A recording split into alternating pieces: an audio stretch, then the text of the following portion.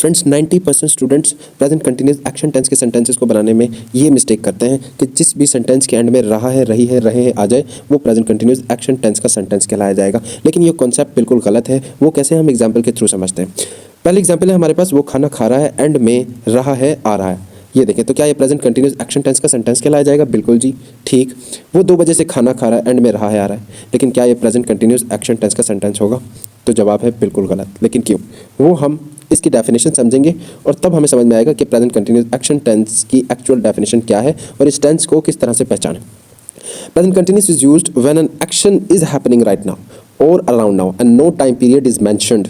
Present continuous वो tense है जो काम अभी चल रहा हो। फॉर एग्जांपल आप ये वीडियो देख रहे हैं, ये क्या है? प्रेजेंट कंटिन्यूस, ये चल रहा है।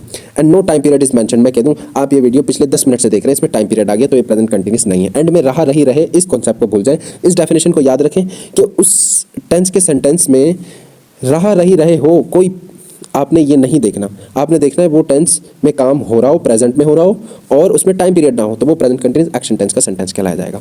वो स्कूल जा रहा है, काम हो रहा है, हम क्रिकेट खेल रहे हैं, वो खाना पका रहे हैं, ये क्या है? प्रेजेंट कंटिन्यूस एक्शन टेंस के सेंटेंसेस। लेकिन ये क्या है? हम 2 बजे से क्रिकेट खेल रहे हैं, इसके अंदर टाइम पीरियड आ रहा है, तो प्रेजेंट कंटिन्यूस एक्शन टेंस की डेफिनेशन क्या है?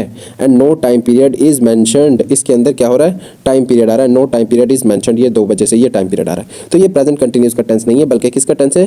Present perfect continuous. Present perfect continuous वो हम आगे अपने नेक्स्ट वीडियोज़ में समझेंगे।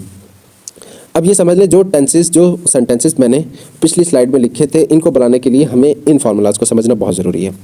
ये मैं समझा चुका हूँ। सेंटेंसेस की 5 बेसिक टाइप्स होती हैं: अफर्मेटिव, नेगेटिव, इंटेरोगेटिव, इंटेरोनेगेटिव और WH क्वेश्चंस। अफर्मेटिव वो सादा जुमले होते हैं कि उनके अंदर पॉजिटिव सेंटेंसेस भी हम इन्हें कह सकते हैं कि जो सब्जेक्ट जो कि मैंने लिखे हुए, I, he, she, it, any singular name या noun, we, you, they, and plural name या noun. Affirmative subject plus is am are, जो कि ये क्या है? हेल्पिंग वर्ब्स हैं। ये हेल्पिंग वर्ब है और वर्ब की आईएनजी फॉर्म फिर ऑब्जेक्ट। अब वर्ब की आईएनजी फॉर्म जैसे कि मैं अपनी पिछली वीडियोस में ऑलरेडी पढ़ा चुका हूँ कि वर्ब की फॉर्म्स के बारे में डिटेल में, वो वीडियो आप चैनल पे विजिट करके देख सकते हैं। प्ले ये फर्स्ट फॉर्म हो गई या बेसिक फॉर्म ऑफ वर्ब। अगर हम इसके एंड में ईडी लगा दें तो क्या हो जाएगा? Second form. थर्ड भी यही फॉर्म होगी और अगर एंड में आईएनजी लगा दें तो इसे हम वर्ब की आईएनजी फॉर्म या फोर्थ फॉर्म कह देते हैं।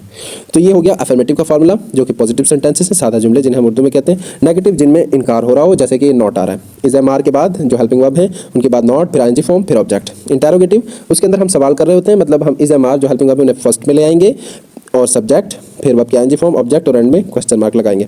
इंटेरोनेगेटिव हम इसमें सवाल भी कर रहे होते हैं, इसमें हम इनकार भी कर रहे होते हैं। क्या तुम ये वीडियो नहीं देख रहे? क्या तुम मेरा चैनल सब्सक्राइब नहीं कर रहे? क्या तुम मेरी वीडियोस लाइक नहीं कर रहे? इसमें सवाल भी हो रहा है और नहीं जो वर्ड आ रहा है इनकार भी हो रहा है। तो इसमें हम एंड में क्वेश्चन मार्क भी लगाते हैं। सवाल या इनकार या जुमले जिन्हें हम उर्दू में कहते हैं।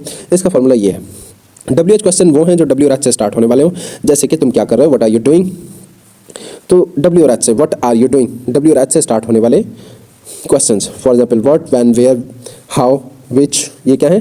WH questions. तो इसका फॉर्मूला ये है, ठीक है। इन फार्मूलाज के अकॉर्डिंग आप वो सेंटेंसेस इजीली सॉल्व कर सकते हैं। अब मैं आपको बताता हूँ कि ये सेंटेंसेस आप किस तरीके से सॉल्व करेंगे। ये आपकी प्रैक्टिस एक्सरसाइज है, आपने खुद से सॉल्व करने और कमेंट सेक्शन में मुझे बताना है जिस भी सेंटेंस की इंग्लिश ट्रांसलेशन ना हो रही हो।